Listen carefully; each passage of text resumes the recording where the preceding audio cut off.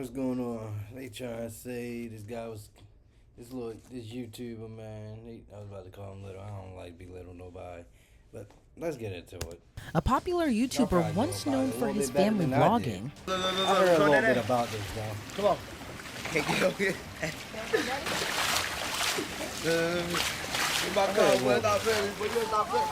Is now accused of kidnapping two women.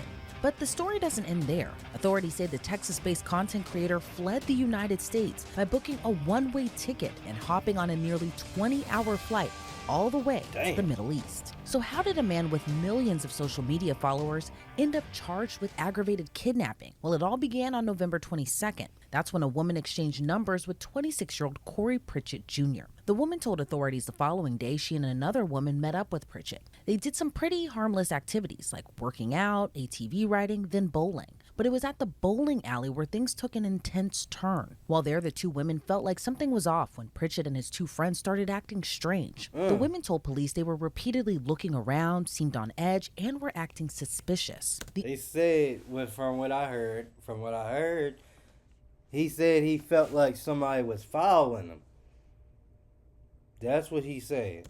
Named women told police they learned Pritchett and his friends were having issues with another group that was there at the bowling alley. So they reportedly told Pritchett if he continued acting that way, he should just leave with his friends. Pritchett in turn stepped out with his friends, but never returned, leaving the women behind. After some time, the women texted him because they left their stuff in his car. So he asked them to meet at the H-E-B grocery store parking lot to get their stuff back. When the two women showed up, he switched gears and offered to drive them home, and they said yes. But according to the women, Pritchett flipped the script once again. During that drive, he reportedly began acting erratically and skipped what was supposed to be the route to drop them off. The women say Pritchett claimed someone was after him and started making phone calls. Then Pritchett began driving at high speeds, going past 100 miles per hour. The women claim he pulled out a gold-colored handgun and started waving it around the sunroof while still driving erratically fast, then began firing off rounds out of the car window. One of the women reportedly told Pritchett to take her back to her apartment and try to calm him down by asking him to pray with them.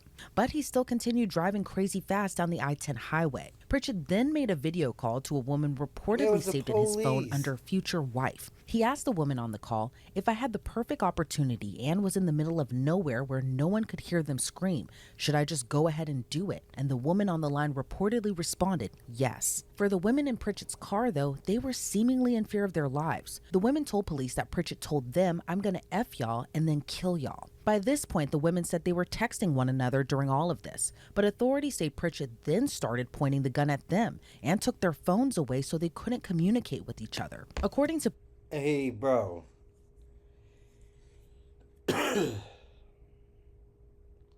Bro, what in the world is wrong with this guy? Bro, what in the world? Pritchett then pulled off the highway onto the shoulder speechless. of I-10 near Sealy, Texas. Seemingly with a change of heart, he told the women to get out of his car, telling them this is your only opportunity. One of the women said she tried to get her phone back, but wasn't able to. Then Pritchett drove off, leaving them stranded on the side of the road at night. The women told police they spent more than an hour along the side of the highway before they were able to flag down a driver who called 911. But clues pieced together by investigators would help corroborate their story. One of the women had the Life 360 app on her phone, and screenshots, which included timestamps and the route they took, supported the victim's story of what happened. Pritchett was ID'd through his driver's license and social media pages, but when investigators reached out to him, his phone was no longer in service. Instead, they found out through TikTok that he was planning to move to Dubai. I moved to Dubai. The people just want me. Feel so good out here. My kids, listen. So I'm having more kids, right? With my future wife, for sure. And Aiden. My kids are gonna be homeschooled, bro. It's getting real wicked in the United States. A lot of y'all not paying attention because a lot of y'all sleep, and the news outlets are not speaking on a lot of. Whoa, whoa, whoa, whoa, whoa, whoa, whoa, whoa. This man said it's getting wicked in the United States. After doing some wild stuff, then he goes on it. Yeah, this internet stuff is getting wild. You can get on here and portray image that you not, and he just did some wild stuff, letting off rounds. And where was the police at this time, yo? They said he on the highway. They don't hear shots. They don't hear a fast car coming down the street, because I know he had a nice, a loud car. And then he get on the internet talking about he going to Dubai. Took the girls' phones. What's going on there? It's gonna get real over there. Y'all might think I'm lying. Y'all might think I'm just talking. Y'all seen other people probably saying it. But you know, people don't believe until the shit hit the fan. Right. That's one thing I noticed about most people in the United States.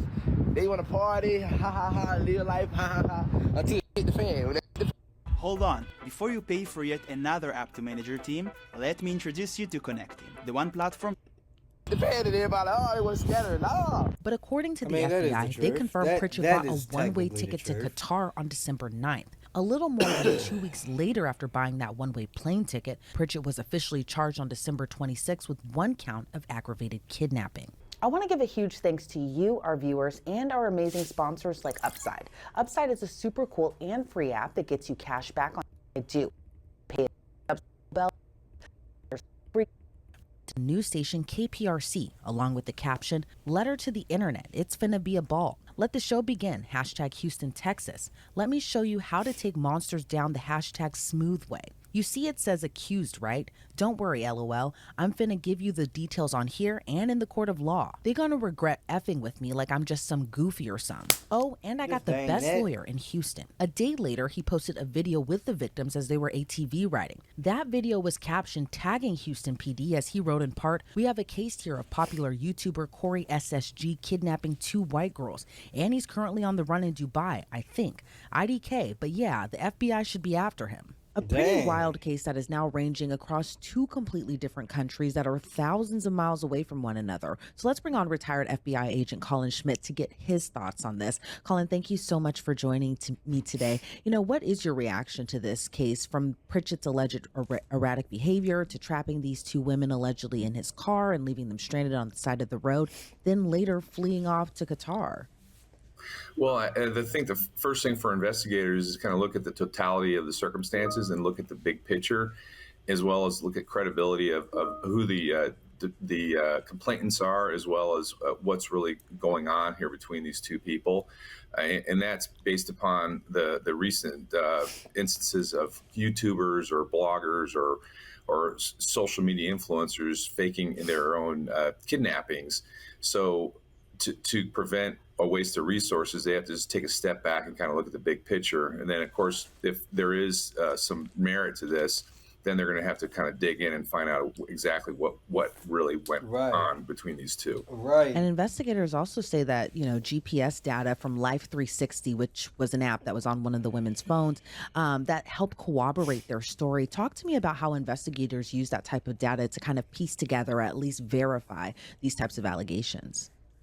Well, in this case, the victim made it easy for law enforcement to track her because they did have the Life 360 app on there. I'm familiar with the app. It's fantastic. And I have used it with my kids as well. So if that wasn't on there, the first step with all these cases, and even if it's a bank robbery or a fraud case, is going to be the phones, and to look in to see if there's any GPS data, tracking data in that phone, to find out and to corroborate what the victim is saying that the assailant did. Yeah, and it's also, you know, unclear right now, but from what we do know now, do you think the erratic behavior on Pritchett's behalf might have been someone actually after him, as he had told these women allegedly? Or do you think there's another reason, possibly like drugs, that kind of made him act erratically during this whole incident? Or drunk? Well, with the limited information, available, you'd be speculating on why he was acting so erratic. So when somebody's acting erratic, there's a catalyst or some sort of antecedent that make them do that. So either it's something internal or external, and that's one thing that's going to come out, so to speak, in the wash as the investigators do their investigation and start talking to people and find out why he was behaving in such an odd manner. And then the fact that he fled to Qatar, which is kind of an unusual country to go to, because of it, I doubt he speaks Arabic. Does he have some sort of connection to that country?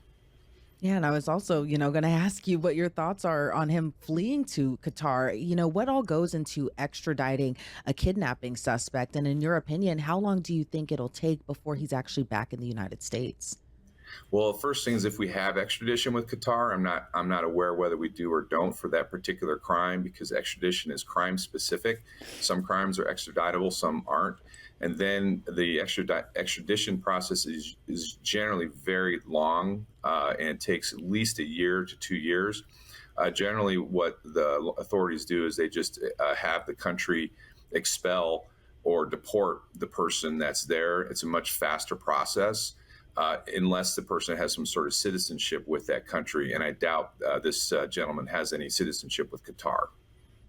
And do you think that trip was planned this whole time, or do you think he kind of did it as an escape to escape those now criminal charges that he's facing? Because I can't imagine, leaving your children behind to go start a new life in a completely different country and just, Right. leave them behind in Texas.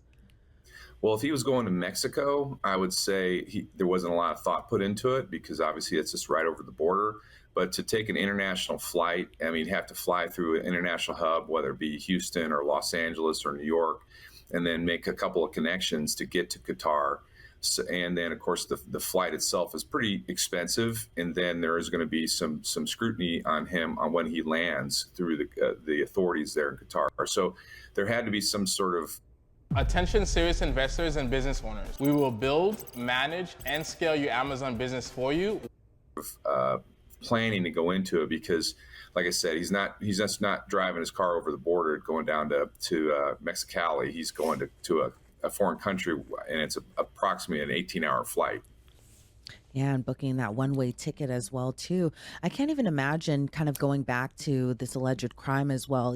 Can't imagine what it was like for these two women who were stranded on that highway until they were able to flag down a driver who eventually called 911 and then authorities arrived as well too. But, kind of going back to the overall alleged offense in this case, what do you kind of make of just leaving two women stranded on a highway and then just again fleeing off to a completely different country?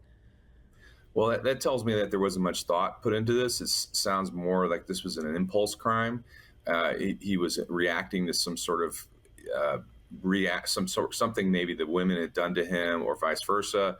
And this was reaction, and he didn't think it through. And then I think finally it kind of dawned on him that what he had done is basically going to land him in jail. And he essentially panicked. Kicked him out or put him on the side of the road, and then obviously left the country. So he's definitely has a lot going on inside his head, and this case is only going to probably get stranger as the investigators dig in. Yeah, and you Probably mentioned so. something earlier in our discussion, just about his whole social media persona, which is kind of another added layer to this whole entire story. Pritchett has millions of followers across different social media platforms, but then you tack on this alleged behavior and this alleged or this crime as well too. What do you make of all of that, given that he was this kind of apparent rise on social media, and then he got kind of famous as well too, doing family content, and then for this to kind of come out? What do you make of just kind of that Jekyll and Hyde situation that we're kind of seeing all unfold? Well, that's from where I started with this, that because of his social media presence, law enforcement is going to have to kind of dig in and kind of determine what the motive behind this was. Maybe he had no intent of harming these women. He was just doing this for the classic clicks. Or, like I said, he had something going on in his life that made him panic. But it seems like there's such in society now, there's such a intense pressure to get quote unquote clicks that we see these social media people doing some amazingly stupid and abhorrent things. And frankly, I think law enforcement and the society as a whole is really kind of getting tired of it. And the hammer is starting to fall on these people for their behaviors. Now, say Pritchett makes it back to the United States, he's facing this kidnapping charge. How long of a, potential sentence or punishment do you think that he could be facing now? Well, if the federal authorities get involved, I believe you could get up to life in prison for kidnapping. So Dang. depending on the circumstances and if it's provable, in this case, he didn't take the victims over state lines. So there's an argument that it's not a federal crime. However, there is a kidnapping statute Texas. So, and Texas has a pretty aggressive law enforcement culture there. So he's going to be facing some jail time if it turns out that this was legitimate kidnapping. And Man, to me,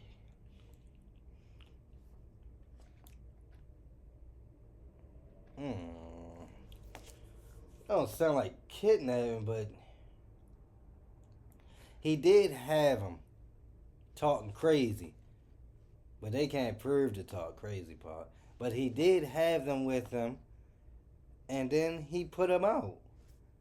Like, feels those to me. He was probably drunk or something.